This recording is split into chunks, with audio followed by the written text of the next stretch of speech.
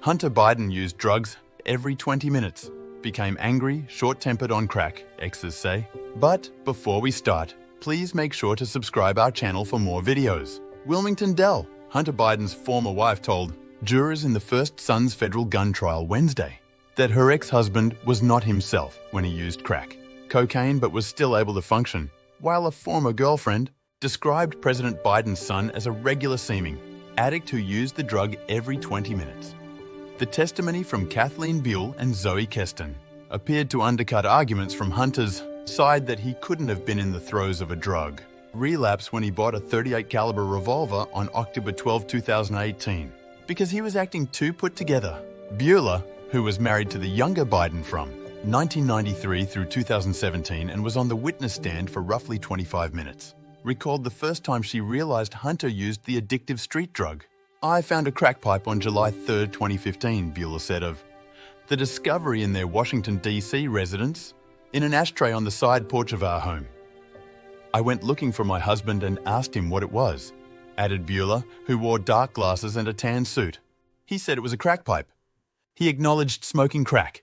Bueller said she believed Hunter had been on drugs before that time, since the Biden scion had been kicked out of the Navy the year before after testing positive for cocaine. "I was worried, scared," she said. He was not himself. He was angry, short-tempered, acting in ways he hadn't when he was sober. Bueller, who shares 3 daughters with Hunter, said she started regularly checking the family car for drugs and drug paraphernalia so their children wouldn't find any evidence of their father's abuse or run afoul of the law if pulled over by police. She kept up the routine from 2015 through 2019, months after their divorce had been finalized, and said she found drugs in the vehicle more than once. Bueller said that throughout Hunter's addiction, he was able to work and interact with friends and family. But there were times, she added, when she could tell.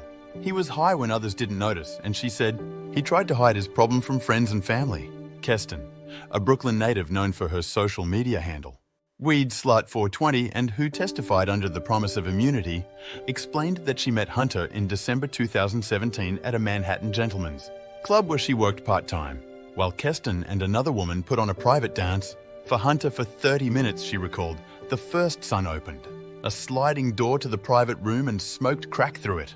At the time, Keston noted she was 24 and Hunter was 48, twice my age. Hunter and Keston met up again in January 2018 at the Soho Grand Hotel in Manhattan, where they spent 5 days together and where, in her words, Hunter smoked crack every 20 minutes or so. Keston said she was a distraction for Hunter and claimed she helped to slightly curb his regular use, though. She still remembered seeing Biden clean out his crack pipe with chopsticks or a disassembled pen, as well as buying a ping-pong ball size amount of the drug at a Four Seasons hotel from a dealer named Frankie. She also noted that Hunter used cash for a lot of things. "I know a good amount of it was for buying drugs."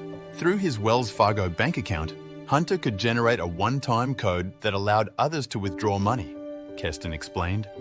Hunter once gave her a code, and she testified to seeing him give a code to his dealer in California. Despite defense attorney Abby Lowell's claim the day before that, there is no such thing as high-functioning crack addicts. Keston remarked on Hunter's ability to act normal while high. "I thought to myself, it's crazy his demeanor doesn't seem to be changing," Keston said. "I never saw an immediate change in his behavior, which really confused me." Despite Hunter's apparent normalcy, Keston said she'd seen him lose or break his phone 5 or 6 times in their 9 months together.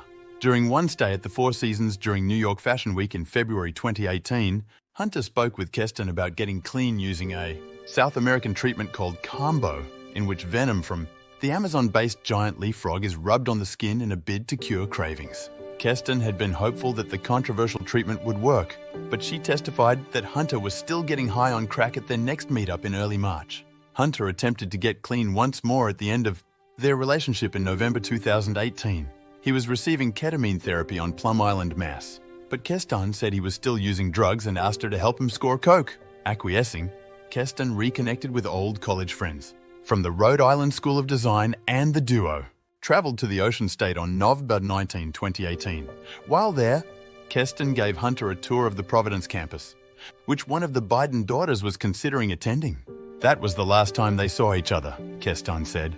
Though Hunter sent her a lengthy text message a couple of weeks later saying, "I'm sitting here on F King Island by myself trying to beat the devil out of me. I will always be an addict."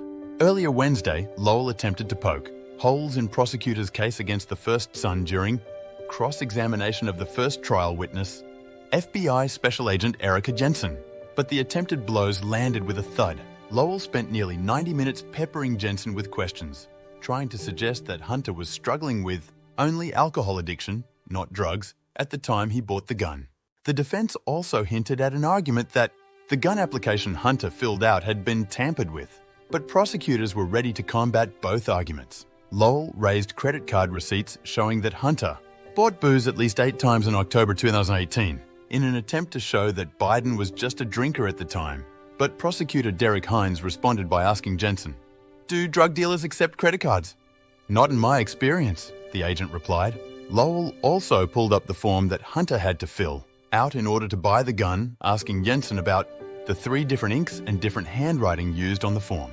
Lowell suggested that someone had altered the paperwork between when Hunter filled it out and when law enforcement used it in its investigation of the first son. Hines eventually asked Jensen if there was evidence to suggest the form had been tampered with, to which she said no.